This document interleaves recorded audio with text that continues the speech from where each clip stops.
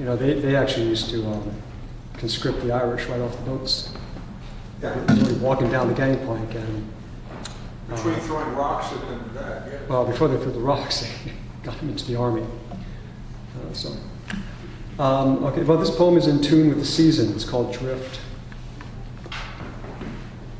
In the feral-hearted half-brew of an early winter's day, the river gives up a filigree of fog, the warm skin of the water taking slow shifting shape above currents that run blind and mindless in their depths. The palisades rise steep and ascetic along the riverbed, like stone monks in arthritic vigil of the water's course, hemming in its willful nature, its lashing run to the sea. Winter will harden its fist and beat down ice in white scabs of thickness, as if meting out penance, the river's surface crystalline, its blue-gray refraction of light, as if the deep fissure of winter's stoic regard were spiritual, when it is not. A rumor of dawn unsettles the sky, like courtiers whispering thin lies in the stone-cut confines of the queen's chamber. Venus holds forth in the ether, like all the other gods unwilling to give up their singular light, to abdicate in the common glare of morning. Nothing on this wintered earth is moving, nor moved by the loss of one more myth. Locked down in the slow blood of freeze-driven air, a low-slung tavern harbors the conversations of men who sit and talk of things material to their lives. The blade of debt, jobs they inhabit like specters, wives and the drift of affection, stories like catechism, their time-worn retellings.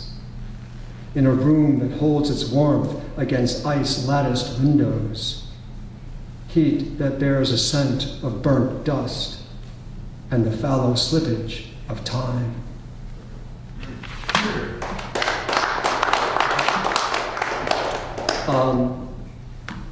Actually, just to toggle back to something you were talking about at the top of the evening, I was in Memphis a couple of weeks ago and had a chance to go to the Civil Rights Museum, and the history itself is just as affecting as you could want, but the museum, the way it's laid out, the interaction, I was just really so struck right throughout. It's just, it was, Anywho, this is called dendrites, for those who can't remember 8th grade science, which I can. These are like the nerve cells in your brain.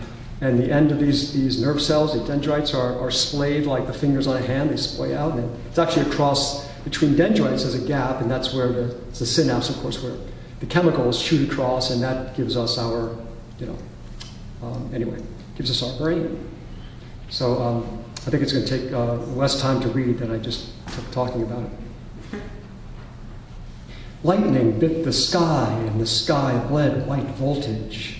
White blood bleeding into a small shock of earth, backlighting branches leaf-stripped by early frost, their naked disarray, their fractal collusion, flashing like dendrites, like consciousness, as if to share a singular thought, before the night air sutures itself shut, before language burns itself out.